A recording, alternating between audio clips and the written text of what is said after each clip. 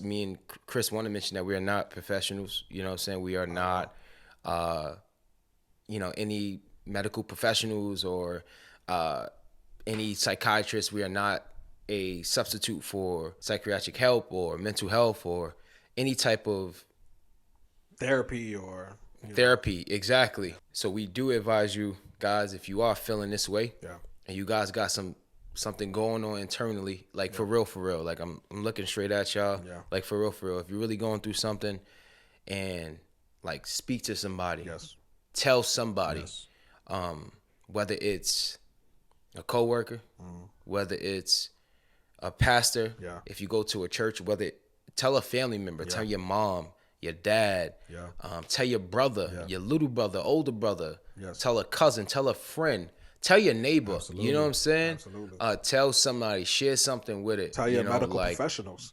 Call exactly. Tell 911. exactly. Call the suicide hotline. Or whatever Yeah, you could man. do. Like if you feeling deep and you feel like you can't go on, get somebody to help you keep moving. You know what I'm saying? Because life is worth living. Yes. I'm gonna keep it a stack with you. Yes, Be honest with you. Life is worth living. absolutely. Even if it doesn't And feel it's a like it blessing. today, even if it Even don't if it feel like doesn't it feel in this like it, moment, it's worth it. it's worth it. It's worth it. Ooh, yeah, bring in the good news.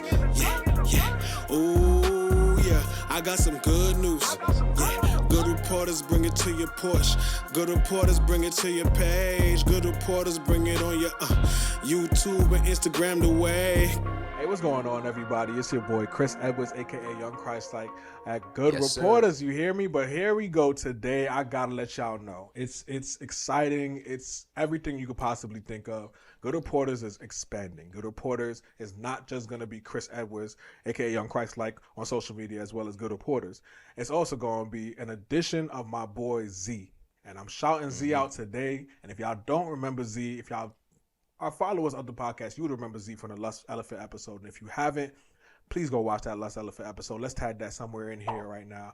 And without further ado, man, I would give you a whole illustrious intro, do everything he does and all the things he goes through. But at the end of the day, we're just going to let him introduce himself. So, Z, what's the word, my boy? What is going on, everybody? It's your boy Z. If you guys don't know me, my name is Zaquane Cooper. It is a blessing to be a part of the Go Reporters team now. Yes, if you guys don't know, me and Chris has been real cool from like way back, Way back. when I had the red and black lumberjack With the the hats. hat to match. Or the Bible. Nah, right? Nah, but yeah, me and Chris has been bros for quite some time, and I've been a really solid follower of the podcast and just a supporter of just him.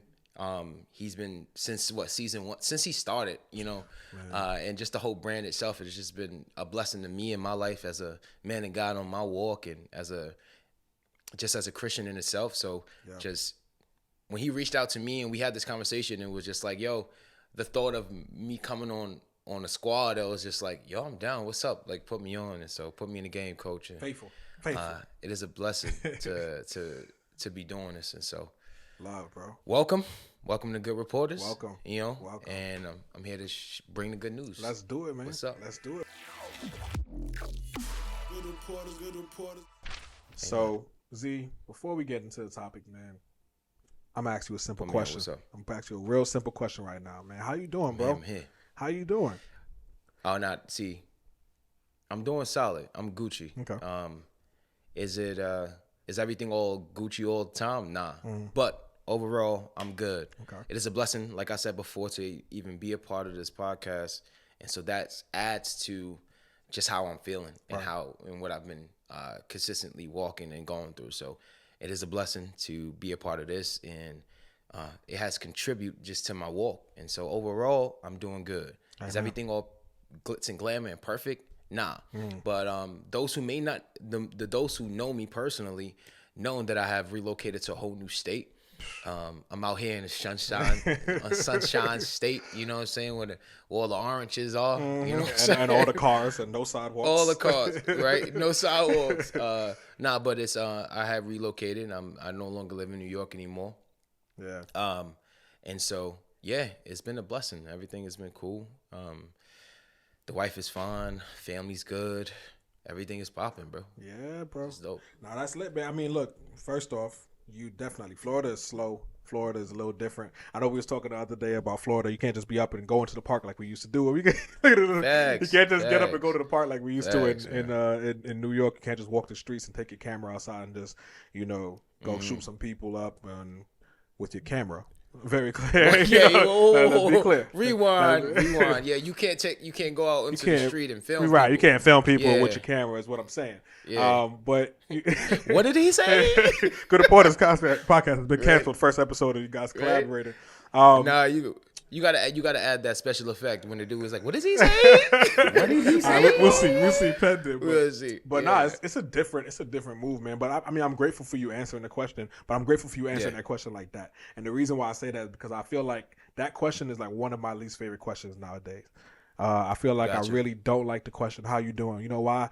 Because what's the percentage of the time where you actually ask somebody, "How you doing?" and then they just actually say, "Nah, man, I'm not good." Like, I've been going through so much. Like, what's the percentage? Like, I feel like I'm going to make this statistic up. This ain't a real statistic, so just don't hold me to it. But, like, I feel like 90% of the time, if not more, when you ask somebody, how you doing, it's such a, what's the word? Watered down statement, cliche, watered down statement, desensitized statement that to a point where they just say, "I'm good just cause." You know what I mean? Like, it's just like "bless you" nowadays. Like, you know what I mean? Like, why are you saying "bless you" to somebody? I don't know. Just say it because it's just so. It's like, "How you doing, man? Hey, what's going on? Hey, you good, bro?" Like, hey, you hold the door for somebody. "Hey, you good? You good? Yeah, I'm good." Meanwhile, they're struggling with something. So, like, what's the real chances? Because I hate small talk. What's the real chances of somebody actually just being like, "Nah, man, I'm not good. I'm actually been thinking about suicide." If you just say "how you doing" random in the street, like, So I don't know if he's going. Was that a question for me? Well, I'll jump in. Yeah, that's just a fact. Yeah, it was just a bit of a statement. Mommy, that is a great question. That's a good concept to even think about. Like, how often do somebody actually express how they actually doing? Because you know why? The word "how you doing" is so, I guess it's so oftenly used.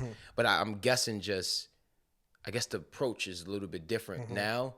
And obviously mental health has been a big thing now, right. And then communicating how you feel. So, but on average, if somebody would ask me like, "Yo, how are you doing?" Like, my common response was, "Oh, I'm good. I'm Gucci. Yeah. I'm solid. I'm all right. Yeah. Well, what's up?"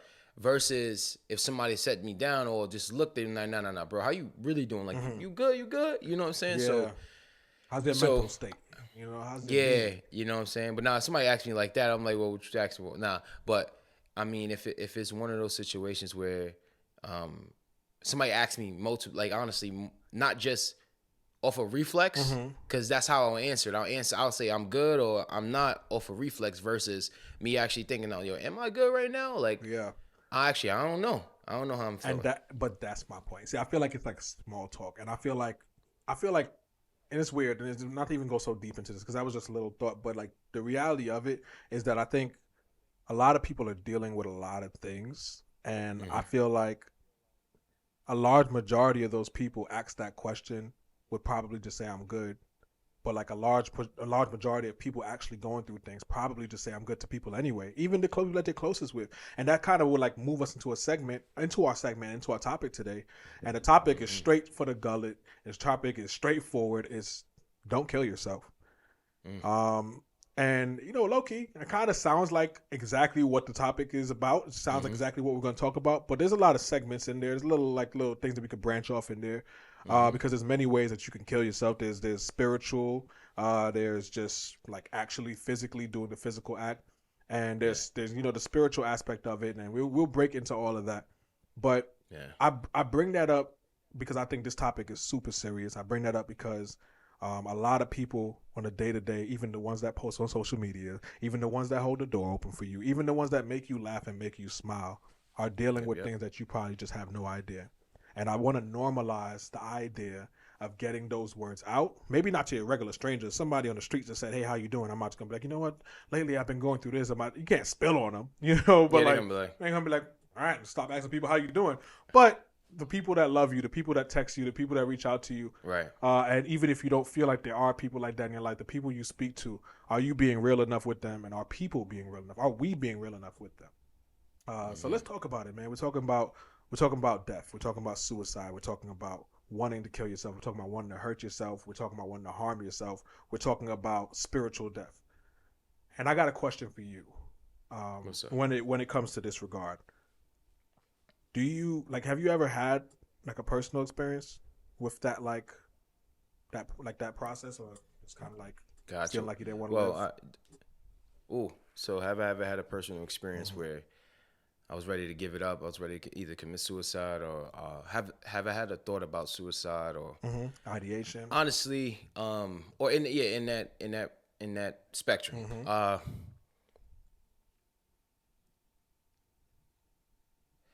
I don't know. You know what I'm saying? The reason why I say I don't know is because when it comes to the mental state where I'm just like, man, one day I just decided, man, I just wanted to end it all. Like, I don't think it's that simple. For sure. You know what I mean? Like, it's not that simple as one day I woke up or had the thought. It's like a combination of things where I can say I've come to the end of myself where it's just like I can't move on no more, bro. I'm tired. Like, I don't even want to move on. I don't want to go. I don't want to do it no more. Like, it'll be better, like, if something happened. Yeah, if I wasn't you know here. what I'm saying? If exactly, like, so I don't know if that kind of answers the question a little bit more, where or like it's connected in that way. Yeah. But there has been times in my life that I went through where I'll wake up and I'm like I'll wake up and it was just like, what's the point? You know what I'm saying? Like, what's the point of all this? Yeah. Like, it's either. All right, let me share that moment. I think I have something. There was just one day where there was this one season in my life. It was just real terrible. Yeah. And I wouldn't say terrible, but I was going through a lot, just mental state. And I went to church and I was sitting in the pews and I'm praying and I'm worshiping and whatnot. But I just felt disconnected from the people in my church. I felt disconnected from God. I felt disconnected from just my own walk. Yeah. And I remember speaking to God and I remember saying to God, like I was really that done. And I was just like, yo, I'm gonna be completely honest with you, Lord. Like, and I ain't gonna front, I was like tearing up and I was just like, if you ain't gonna use me, you know what I'm saying? Like, if my life ain't gonna mean nothing than what it is right now, then you might as well just take me. You know what I'm saying? Because there's no point. Yeah. You know what I'm saying? Like, I'm tired of the physical pain. Body hurts. I'm tired of yelling. I'm tired of having disagreements with people. I'm tired of chasing chasing jobs and chasing purpose and chasing. I'm tired of I'm tired of the insecurities. I'm tired of I'm tired of the rat race. I'm tired of it all. Yeah. You know what I'm saying? And like I wanna feel fulfilled. Yeah. Right? I wanna feel filled. And then I was just like, Lord, if this is all that life has for me, then you can take it. Yeah. You can take it.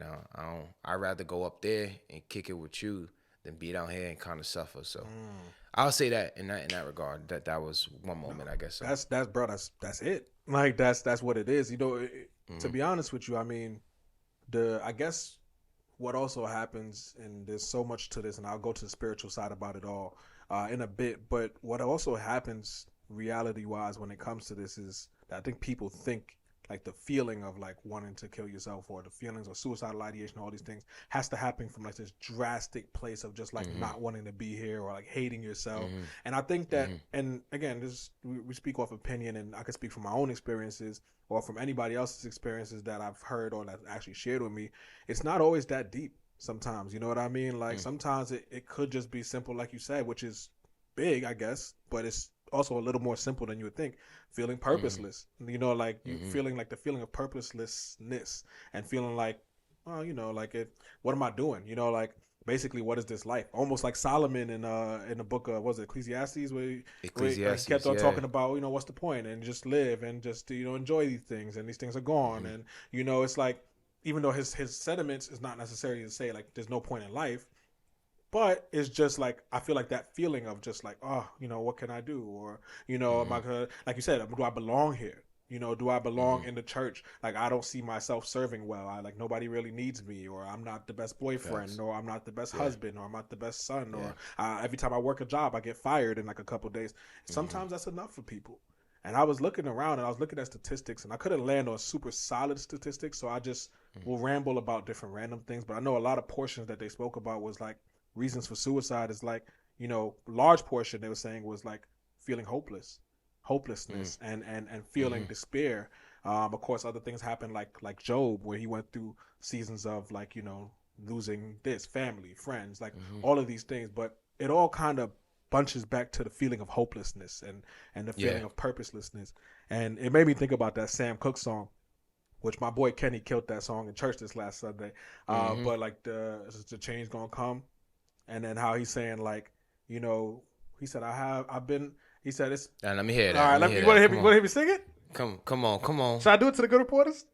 All right.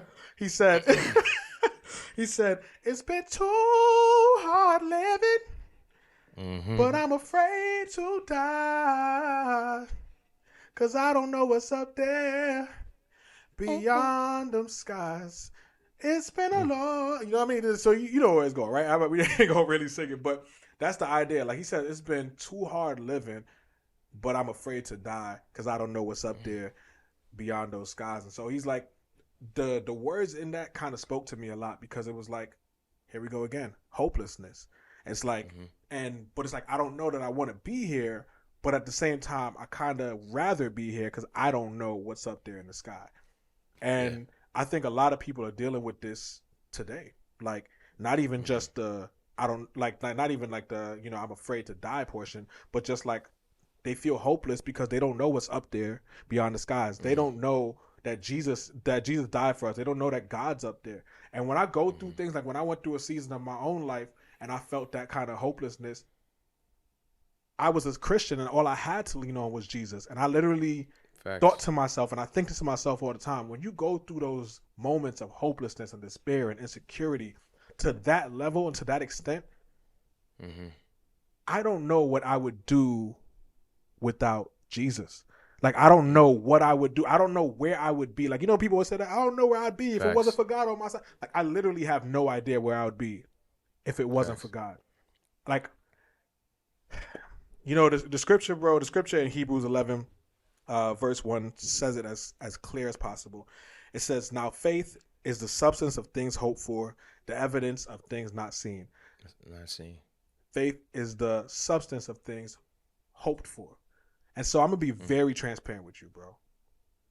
Very transparent. When people say, you know, do you believe in God? Of course I do. Do you believe that God exists? Of course I do. But I have faith that God exists. I don't have true 100% factual backed up information that God exists. Facts. Which, in all honesty, means that I can't confirm that God exists or that God is here. So it's true. I'll be real. And sometimes I think about that and I'm just like, man, like, what if we lived this life and all we did was just live this life and live this way and you know, and we got nothing from it and we died and didn't know it was up there in the sky and there was nothing up there in the sky. Like, I think that just transparency, bro. No, yeah. And I think that, and I'm just like, real. what would happen, you know, and I don't know what would happen. I don't know how it would go. But at the end of the day, the one thing I can say is if I live this life, and this is not to say that if I live this life and God forbid God did not exist, the one thing that I'll be grateful for at the end of the day that I had was hope. Because Jesus Christ died for me and gave me a reason to hope in something. Even when I didn't feel worthy, I felt hopeful that Jesus thought I was worthy. I felt hopeful that God knows that I'm worthy. So to be honest with you, I hope and I have faith and I trust for the thing I do not see, that God exists and God will be there. When I get to heaven, I will see him. Yep. But nonetheless, I'm so grateful for when I didn't feel enough, for when the devil lied to me and told me I wasn't worthy, for when people did things that I thought they shouldn't have, for when the relationship failed, for when the job wasn't working, that Jesus died for me, and that God has given me a hope. Yep, bro. That's actually one of the things I was actually gonna kind of alluded to, like kind of connect to. The same. After I kind of prayed that prayer and I spoke to God and I was like, yo, what's the point of all this? I woke up the next day God, God bless. And that was a pure indication that, God do got a plan for me. Yeah. You know what I'm saying? I'm a quote Tony Evans. He's a solid man of God that I really look up to. I call him like my grandpops, but he don't know You that don't even yet. know you exist, huh? Yeah, you know what I'm saying? Like I look at him like like he's the grandfather I wish I always had. Yes. And he would talk about like he would talk about the idea of when it comes to purpose, when it comes to we're not Christians. When you give your life to Christ, you're not Christian. When you give your life to Christ, you're not a believer just to be a believer anymore. Like when you think about it, giving your life to Christ doesn't that like when you give your life to Christ, give your life over to Christ, you are no longer alive spiritually, right? You have given up that old life and you have received a new one. Yes. The Lord has taken your old life and you've become spiritually dead, and he has given you a new life and rose you back up from the dead. So, but when you think about that, like in that context, that sounds mad, theological. Of course. But the idea, but what I'm basically trying to allude to and construct here was when I gave my life to Christ, wouldn't it have been easier for God to just take me up? What's the point in leaving me down here if it was never no purpose? You get me? You know what I'm saying? So God is, and so the way he explained it was like, you're still here because there's this is a purpose for you. Yeah. Right? Because God is so merciful. He wouldn't have you suffer. Yeah. He wouldn't have you do all that if it wasn't for a reason. Yeah. If it wasn't for a purpose. And so when I woke up the next day, I was just like, I was blessed to know like suffering, pain, all that stuff. It sucks. But God got a purpose for me. Yeah. And that was one of the biggest things in my life, was just feeling purposeful. Yes. And feeling like that there was no reason why I was here. That was a reason. And the excitement or the push was the drive to find out that. To get to my end of my life and be like, it was worth the journey. Yeah. And I had those same thoughts. Is God real? Is this all real? But I have faith, right? Yeah. I said, even if I get to the end of my life and there's no heaven or whatever it is, at least I lived a life worth living. You know what I'm saying? Wow. Pursuing faith. Amen. Pursuing a life of love. Pursuing a life of loving others. And self-control. And self-control and taking care of people. Yes. And like, I pursued a life, a man after God's own heart. Yeah, absolutely. And it was just like, it's all worth it. It's beautiful. You know what I'm saying? Exactly. You know what I'm saying? Yeah. And so, but the funny thing is, but the dope part of it is I know God exists. Yes. You know what I'm saying? To me, to you, I have the faith that he does. Exactly. I have the faith that when it's all done and over with, you know what I'm saying? Jesus. I'm gonna see him face to face, and he gonna be like, "What up, homie?" Hey, that's what he's gonna say. Well done. I thought he talked to you. Hey, OZ. Give me that, man. Yeah. Welcome, my faithful servant, my bro. Yeah, you know what I'm saying? What's up? Nah. Yeah, you dumb, bro. Nah, God is he's merciful. Yeah. He's on point. You know what I'm saying? So, Amen. Yeah, man. Good reporters.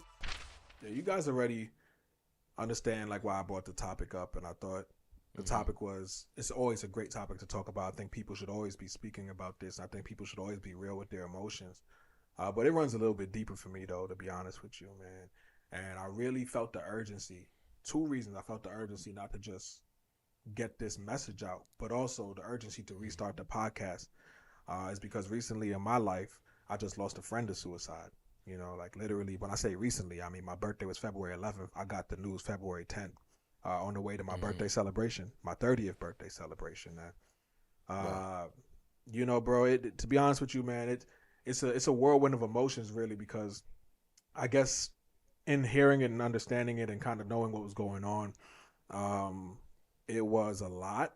But like it felt like a lot, but at the same time, I felt like, you know what, okay, I understand. Like I get it. Life is crazy.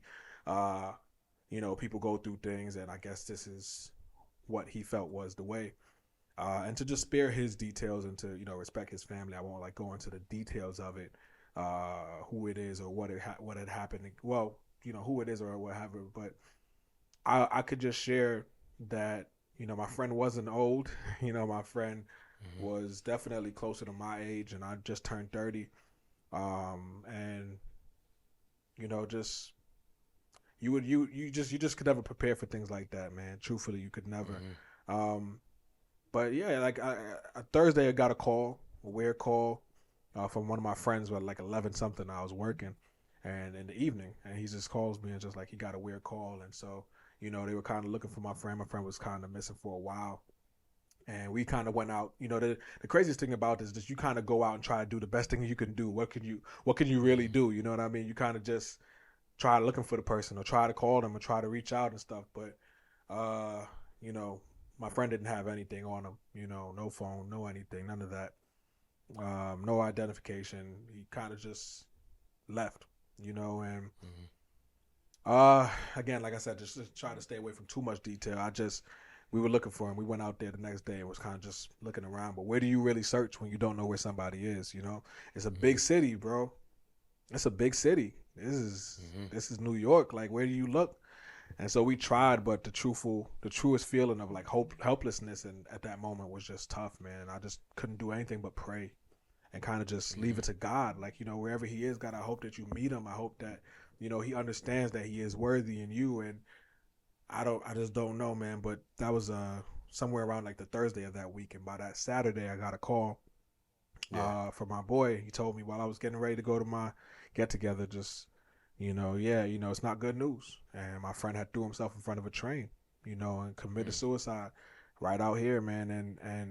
And it was tough. It was really tough news to receive. But, we kind of just encouraged each other, and, it was... Condolences to the family, though. Yeah, big condolences to his family, good condolences to his girlfriend, good condolences to, people who had to see it, to the conductor. There's just so much that goes beyond it, man. But you know what it did? And I went through a lot of our messages. I started looking back at certain things that we spoke about. And one of the last messages I sent him a Good Reporters. And he was like, yeah, man, I just followed it, And man, bro, that sucks because, sometimes you just a call to do something or a call to say something to somebody or a call to be somewhere in somebody's life. And I can't be everywhere at once. We can't have done everything perfect. So there's no reason to let that guilt beat you down. But, one thing I do wish and I do regret was just that I didn't put an episode out like this earlier. Just like this, just so that a person who even had the contact, even had the video, could have just watched it and probably heard something that I didn't know that he was dealing with.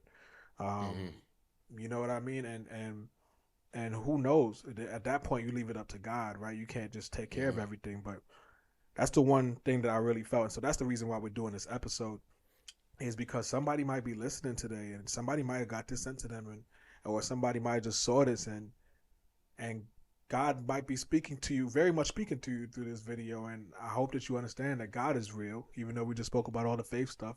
We believe truly God is real. And we believe truly that God is tugging on your heart. And we believe truly like somebody might be watching this, even as a Christian. And let's not even take out the possibility that a Christian is feeling like this right now, because we just told you as believers we felt this way. So let's not take out the possibility that a Christian might be watching it. Not even a person who's not saved might be watching this, feeling like they're helpless, feeling like they're hopeless, feeling like they're purposeless. They're feeling like they have no purpose. And God is saying, like Z just said, that we have purpose as long as we have breath, man. And we are loved, but the devil is saying the exact opposite. And so I just, I share that story, and, I shout out to my friend and the life that he did live, and, just celebrating him is something that my therapist said, just celebrating his life. But, I really pray that we don't have to have too many people, young people, people at all, going through this where they feel like they can't be here or don't have to be here. And even more, I want y'all all to know that God is there for you, and there is a reason to have a hope, man. And so, yeah, that's it. It's dark, but it's true. No, I got you. So something I want to, obviously we know when it comes to mental health, suicide, depression, all of those different things, um, are really, really, really heavy. I would say one with people in general, Yeah. but then also two. One thing I do notice as a man, and as a male, we don't really express those things often. We don't talk Right. about them. It is something that we kind of keep quiet about because if the next person know that I'm struggling, or if the next person know that I'm willing to give up, it's looked at as It's like like weak, weak. Yeah. or is looked at as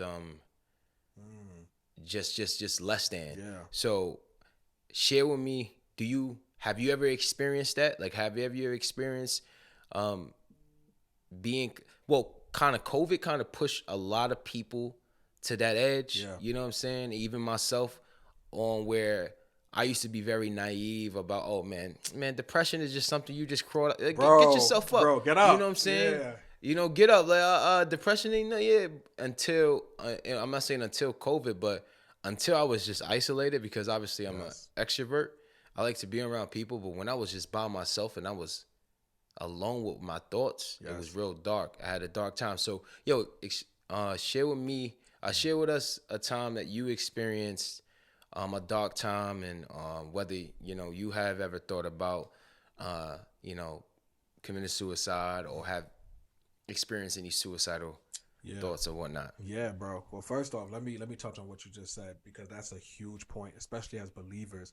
I want to dismiss and debunk that lie. A lot of people just say, "Yo, depression, just be happy." I was one of them.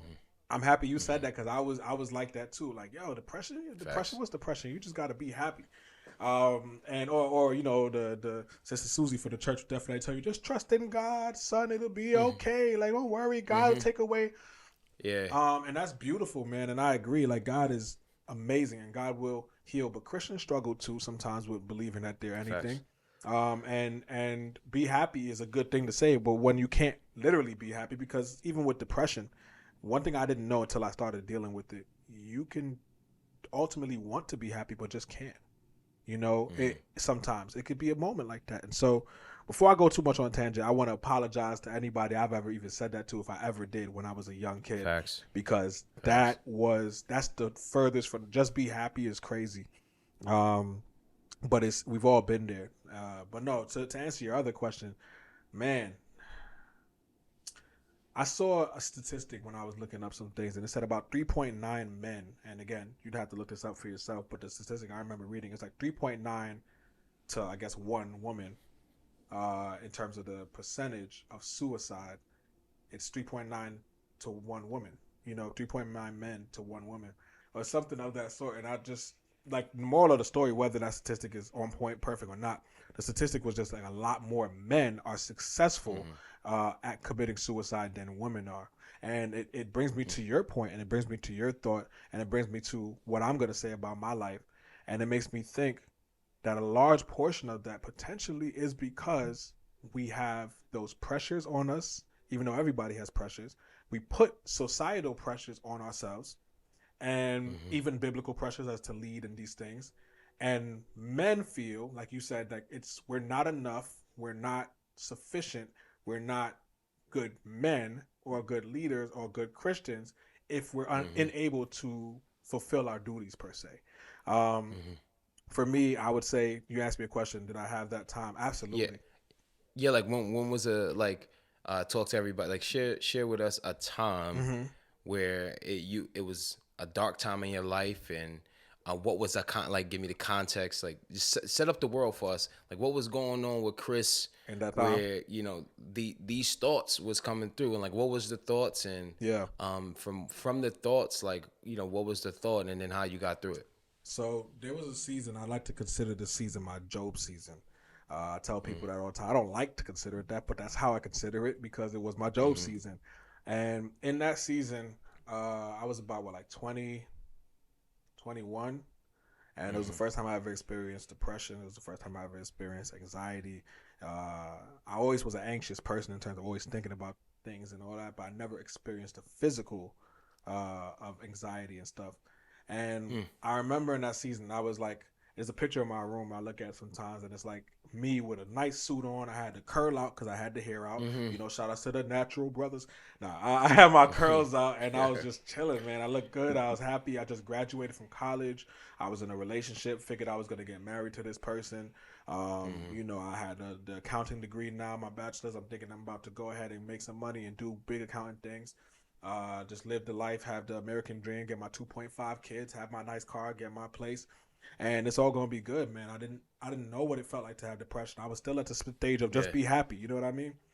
Yeah, facts. And shortly, like not shortly, but probably like a year or so after that, I remember going through a stage where the relationship, God was calling me for it, and things started to happen where I realized like I can't be here. Not even that I don't want to. In some aspects, I still wanted to, of course, but that I can't be here. It's not producing for me. It's not the person or anything, just the season, and what God was calling me for. I lost my job because I was working a nice solid job, making some solid money. I lost the job, and then I started going through sincere depression and anxiety, and I didn't know what was happening. I thought I was having a heart attack every day. Every single day I walked outside, I felt like for about a year or so, I felt like I was walking on a boat. So everything literally felt like it was moving like this, and it was crazy. But nobody on the outside could feel it, which is why I have so much. I have so much empathy for people who are going through things that we just don't know, or people who are dealing with their mental health. Because to the normal naked eye, they just look like a regular person sitting down, and I'd just be sitting there, bro, my own body, and I'd just be looking around like, if that person next to me over there knew what I was even feeling like right now, they'd probably go insane, you know. And I remember the morning that I had that feeling, or the first ever time, or only ever time I had the suicidal ideation in that season. And I woke up, I was like going to sleep because I was dealing with insomnia a lot at that time. Didn't know why. I guess I was just going through a lot of stress and a lot of pressure at that time, but I wasn't thinking of it. I was just disassociating, I guess, my emotions. And so I went to sleep that night, barely, because every night if I slept, it would be like for an hour or so, maybe not even that long, and I'd just get back up, try to go to sleep. I was forcing myself to go to sleep. To a point where when I'd go to, like, I'll get up in the morning and go do normal things, all I'd be thinking about all day is, am I going to get a chance to go to sleep tonight? And, like, that's how bad it was. So the insomnia was, then it came to a point where I had to start taking sleeping pills for it because I couldn't sleep. And one night I was laying in my brother's room and I was laying on my chest. I can't even sleep on my chest anymore. That's another fun fact. But I was laying on my chest and I was just laying down.